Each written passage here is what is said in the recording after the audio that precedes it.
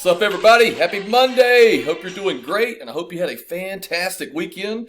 I hope you are fantastic and terrific and great all day long. Man, week 3 of live instruction. I'm excited about this week. I want you to be excited also. Later on this week, we're going to mail an interim report home so your parents can get an update on how you have been performing during live instruction. So please be sure you're checking in to each one of your team's meetings each day, and you're monitoring your Canvas class and submitting all assignments by Sunday evening of each week. Hey, this week our leadership lesson comes from Batman. You heard the theme music that came on. I'm broadcasting in front of Gotham, which was a fictional city that Batman lived in.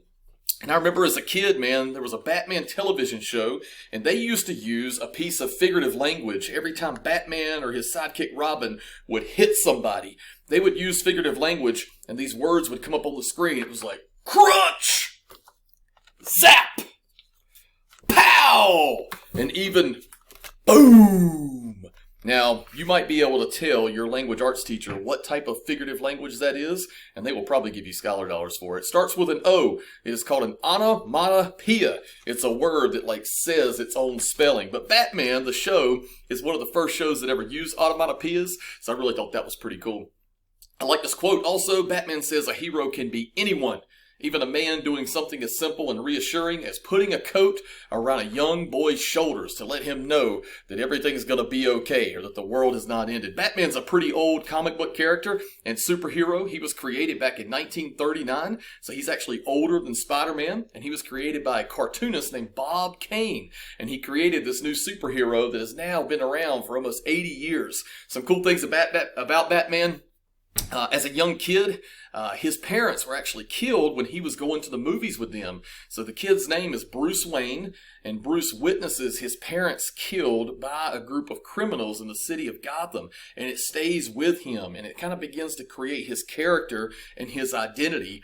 And he basically devotes himself that when he grows, he wants to learn as much as he can, and he wants to be a crime fighter. So Bruce Wayne actually does a lot of studying, traveling around the world. He learns martial arts. He studies art and culture. He studies science and technology. And as he grows up, he begins to use all of that knowledge to create technology and ways that he can fight crime. But it's really cool, man. Batman has no superpowers. He can't fly like Superman. He can't shoot stuff out of his wrist like Spider-Man. Instead, he's a lot like you and me. He doesn't have any superpowers. But he does have some cool gadgets. Now, in the upper left-hand corner, you see a picture of the Batmobile. There's many different versions of the Batmobile, all the way back from the 1940s up until the most recent film.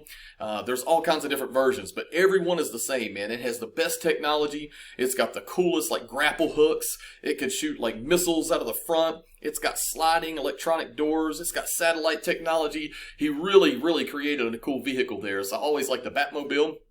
I also like Batman's belt. Now, you and I use a belt to tuck our shirt in and keep our pants up. Batman's belt was a little different. It's where he kept all of his gadgets, his toys, and even his weapons. So down in the bottom left-hand corner here, we got a picture of a young lady named Vicky Vale. She was kind of hot after Batman, but in this scene, you can see some of the cool gadgets that he has. They're escaping, getting away from some bad guys here. There's the Batmobile. There's all the evil people of Gotham.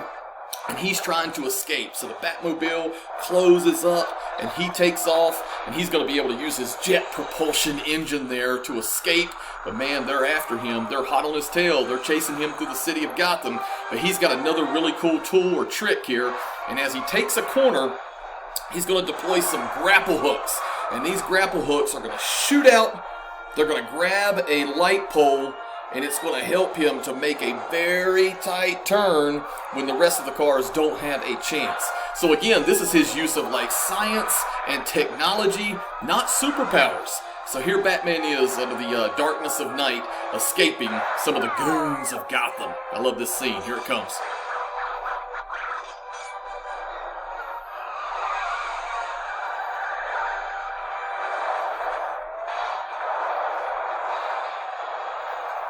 There it is, man. What a cool scene. So I like Batman. He's a cool superhero. There's something we can learn from him, though.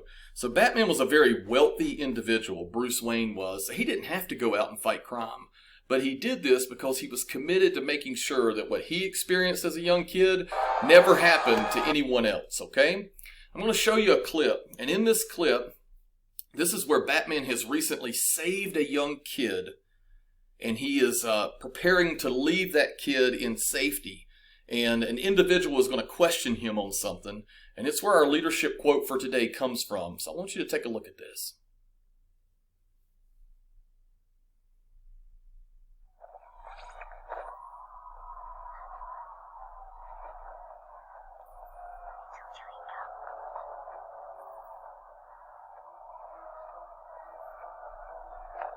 Wait. If you die, at least tell me your name.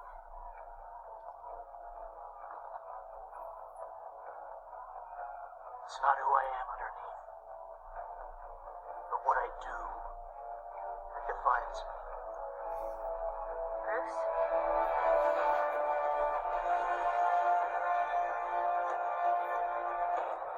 You see, the little boy and the lady, they wanted to know his name. He had just saved them, and they were asking for his name. But what he said there, it's not who I am underneath. It's what I do that defines me. It's about my actions that determine what kind of individual I am. I'm going to give you a minute to look over a couple of ideas and thoughts, and maybe you guys can discuss them during morning check-in. Also, a little theme music will play, and then I'll come back to you.